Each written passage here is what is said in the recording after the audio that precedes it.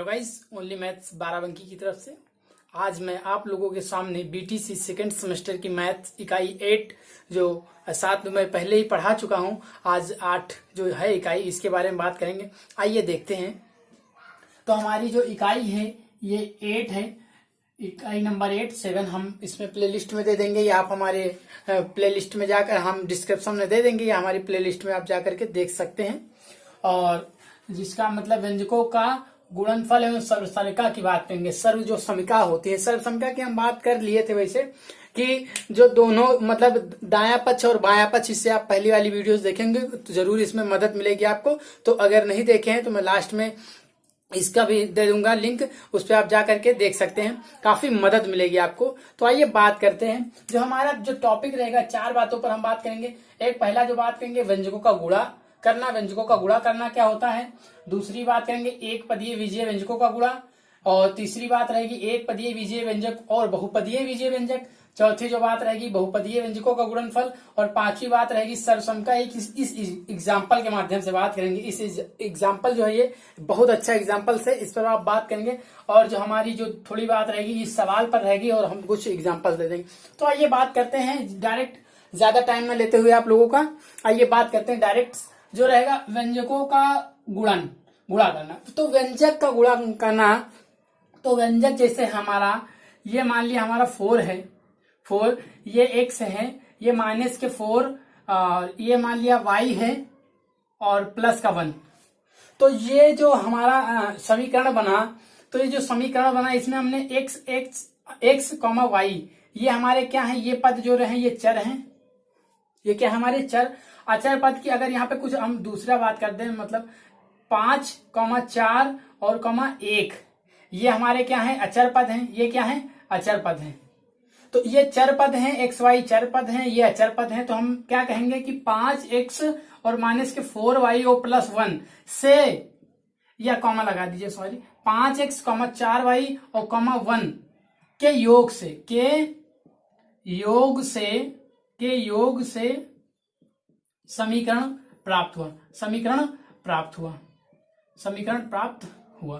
तो हम ये लिखेंगे इस तरह से। तो ये हमारा इसलिए बात करने का मतलब था कि हम चर पद अचर पद के बारे में बात कर रहे हैं। अब हम बात करेंगे, इसे 5x लिखा है, तो ये 5 और ये जो x है इसको जब गुणा करते हैं तो यहाँ पे मतलब अचर और चर राशि के बीच में हम ये गुणा का चिन्ह नहीं लगाते, बल्कि हम लिख देते हैं 5x। बात समझिए, 5x। और हम एक बात करेंगे, आपको समझाना चाहेंगे, ये x 5 नहीं लिखेंगे, गलत है। अचर पद सदैव आगे रहेगा, अचर पद सदैव आगे रहेगा। आपका 5 आगे चर है तो आगे रहेगा, और ये जो x है ये चर राशि ये आपकी पीछे रहेगी, बैक में। तो बात हम इस पर कर रहे थे कि व्यंजकों का गुणा करना। तो व्यंजकों का गुणा करना, जैसे मान लिया हमारी ये एक पदीय भी लेंगे हम, एक पदीय भी जो व्यंजकों का, तो व्यंजकों का गुणा करना तो हमने अभी नहीं बताने जा रहे। देखिए जैसे कि 4x है और इसका गुणा यदि हम कर दे 5 से, तो ये क्या हो जाएगा, 5 इंटू इससे का गुणा करना है। ये मान लिया, तो गुणा करो, ये लिख दे 5, 5 4x, 5 का गुणा करो। तब क्या करोगे, तो करना क्या, कुछ नहीं, 4x और ये गुणे का चिन्ह लगा देना 5। तो 5 4 जा 20, ये x अचर राशि तो अचर राशि, तो 20x ये आंसर हो गया आपका, ये आंसर हो गया।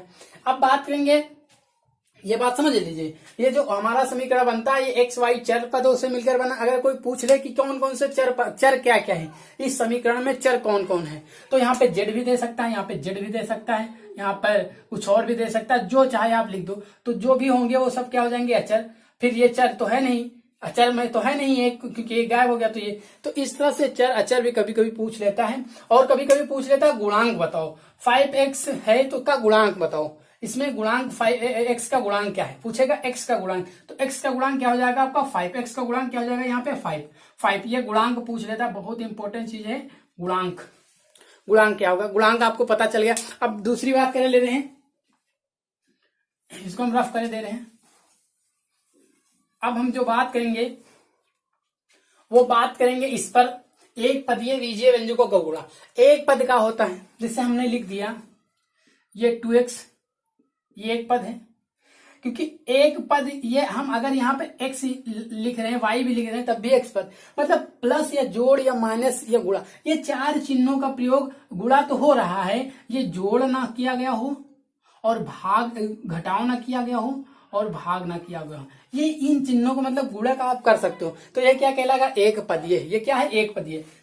ये लिख दिया हमने, यहाँ पे लिख दिया, ये भी एक पदीय है। तो इन दोनों का गुणा करना, इन दोनों का गुणा करना, इन दोनों का गुणा करना है आपको। तो इन दोनों का गुणा आप कैसे करेंगे?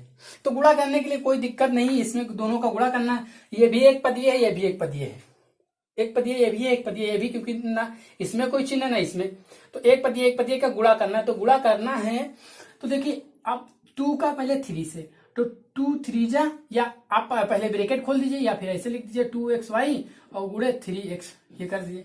तो अब अचर जो राशि है, अचर का अचर से, तो 3, क्योंकि मल्टीपल का चिन्ह है, तो 3 दूना 6, बात समझिए, 3 2 6, x और x, ये भी x है और ये भी x है, तो ये x के पावर कितना हो जाएगा? एक, ये x एक, ये तो 2x नहीं होगा बल्कि इसका पावर हो जाएगा। गुणा करते समय घाते जुड़ जाते, तो एक पावर इसकी भी, एक पावर इसके भी, तो 1 + 1 गुणा करते समय घाते जुड़ जाती है, तो 2 हो जाएगी। अब y और तो कुछ है नहीं, तो y हो जाएगा। तो इसका मतलब एक ये, तो क्या हो जाएगा? 6x² y।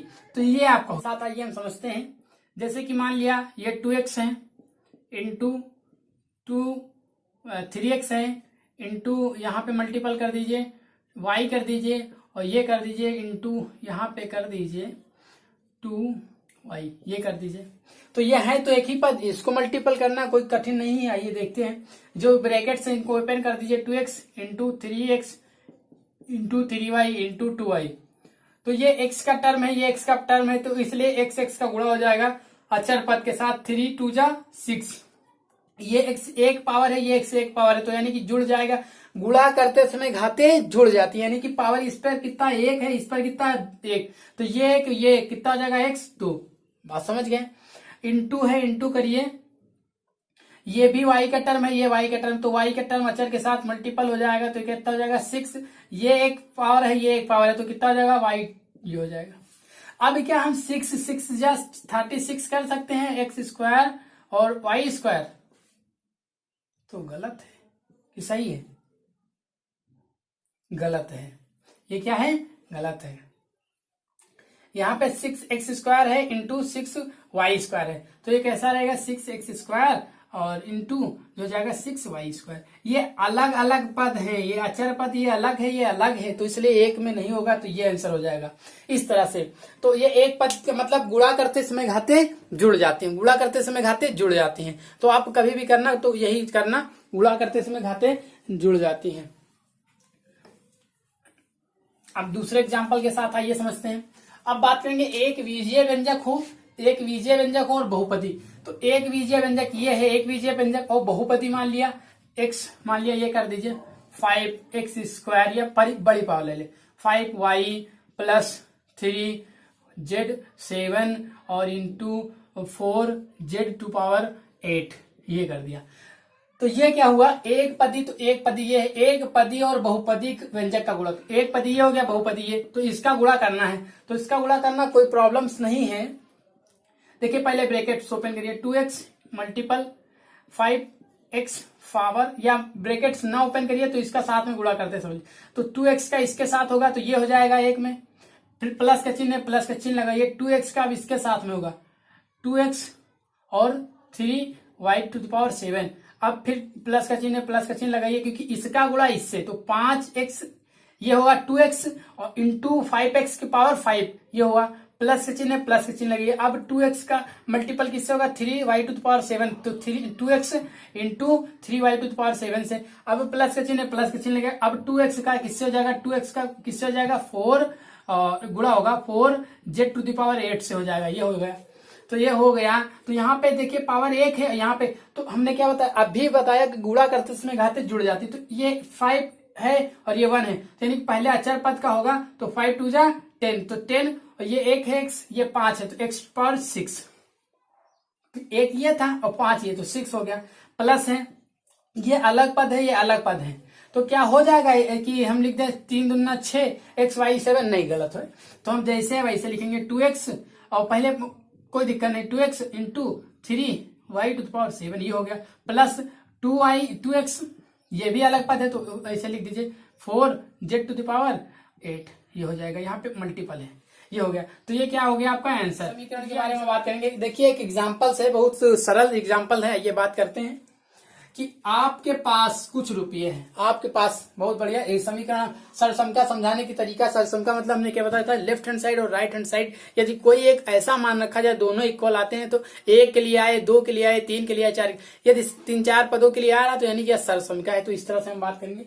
मान लिया एक एग्जाम्पल है, आपके पास कुछ रुपये हैं, आपके पास कुछ रुपये हैं और आपके बगल वाले, आपके पास मान लिया हमने आपके पास, इसीलिए आपका एग्जाम्पल लिया है कि आपके पास कुछ रुपया, आपके बगल वाले के पास एक अधिक है, आपसे एक अधिक है। दोनों के रुपयों की संख्या का गुणा, आप और उसके संख्या गुणा कर लीजिए। गुणा करने पर प्राप्त गुणनफल, जो गुणनफल प्राप्त होता है आपके रुपये की संख्या के वर्ग, आपके जो रुपये थे उसकी संख्या के वर्ग और आपके रुपयों की संख्या के योग के, और आपके रुपयों की संख्या के योग के बराबर है। योग के क्या है, बराबर। बहुत बढ़िया एग्जांपल है, आइए समझते हैं। तो माना हम क्या मान ले, मान ले आप ही के रुपये, हम बताएंगे कि आपके पास कितना रुपया है, दोनों बराबर है कि गलत है। आइए बात करते हैं। माना आपके पास रुपये बराबर, आपके पास कितने रुपये हैं, x, आपके पास x रुपये हैं, आपके बगल वाले के पास रुपये बराबर, आपके बगल वाले के पास रुपये कितने, एक अधिक है आपसे, तो एक अधिक ये कर दिया, ये x है आपके पास, आपके बगल वाले पास कितना, दोनों के देखो लिखा है, आपके पास कुछ रुपये है तो मान लिया आपके पास x रुपये और आपके बगल वाले के पास एक अधिक है तो एक अधिक रुपया हमने कर दिया। दोनों के रुपयों की संख्या का गुणा, दोनों के रुपयों की संख्या का गुणा, तो दोनों का गुणा तो दोनों का गुणा क्या हो जाएगा, यही तो हो जाएगा x, और गुणे क्या हो जाएगा x+1 ये हो जाएगा। यानी कि हम कैसे लिख सकते हैं, x ये गुणा लगाएंगे नहीं, ये हो जाएगा, ये हुआ। फिर इतनी बात समझिए, फिर क्या दिया है, आप गुणनफल प्राप्त, जो गुणनफल हमको ये गुणनफल प्राप्त हो गया, आपके रुपयों की संख्या के वर्ग, तो हमारे रुपये जो है आपके रुपयों की संख्या का वर्ग हमने कर दिया, तो आपके रुपये की संख्या का वर्ग, तो वर्ग कर दो, वर्ग क्या हो जाएगा स्क्वायर, यानी कि x स्क्वायर कर दिया, ये वर्ग हो गया। और आपके रुपये की संख्या के योग, और आपके रुपये कितने हैं, आपके रुपये बराबर आपके रुपये कितने हैं, x का योग, इन दोनों का योग, तो योग मतलब आपके रुपये प्लस आपके रुपये के वर्ग प्लस आपके रुपये, तो आपके रुपयों का वर्ग कितना, x स्क्वायर और प्लस कितना x कर दिया, ये और इसके बराबर है। तो देखा जाए बराबर है प्रश्नानुसार, यहाँ पे क्या लिखेंगे, प्रश्नानुसार, तो प्रश्नानुसार देखा जाए तो ये इसके बराबर है, तो करिए x ब्रैकेट में x+1 ये इसके बराबर है, x स्क्वायर प्लस x ये है, ये इसके बराबर है। तो हम देखेंगे सरसम का है कि नहीं। तो देखिए स्क्रीनशॉट ले लीजिए। माना आपके पास रुपये बराबर x, आपके बगल वाले के पास रुपये बराबर x+1 और दोनों का गुणनफल, तो यानी कि इसका गुणा, तो इसका गुणा ये हो जाएगा। आपके रुपये की संख्या का वर्ग x स्क्वायर, आपके जो रुपये उसका वर्ग स्क्वायर, तो आपके रुपये इतना x है, तो आपके रुपये के वर्ग प्लस आपके रुपये का वर्ग प्लस आपके रुपये, ये हो गया। दोनों बराबर है तो दोनों, ये एक तरफ हो जाएगा, ये एक तरफ हो गया और ये वाला एक तरफ, दोनों एक तरफ। अब देखिए सरसम का है कि नहीं, बताना है सरसम का है या नहीं। तो स्क्रीनशॉट ले लीजिए। तो हम सरसम का करने के लिए क्या करेंगे, x बराबर 1 रखने पर, x बराबर कितना रखेंगे 1, x बराबर 1 रखने पर देखें बराबर है कि नहीं। अभी हम बताएंगे आपके पास बराबर हुए कि नहीं। तो बराबर है, आप ये करके देखना, क्रिया बराबर ही होंगे। तो x बराबर जहां 1 रखिए, ये x है तो 1 रखा, प्लस x+1, तो क्या करेंगे 1+1 बराबर, यहाँ पे 1 का स्क्वायर करिए प्लस 1 ये होगा। तो ये 1 और ब्रैकेट में पहले जुड़ेगा तो 2 बराबर ए का स्क्वायर एक ही होता है +1, यानी कि 2 × 2, 2 × 2 और +1 1 2, यानी कि दोनों बराबर हैं, यानी कि क्या है, सही है। ये क्या है, सही है।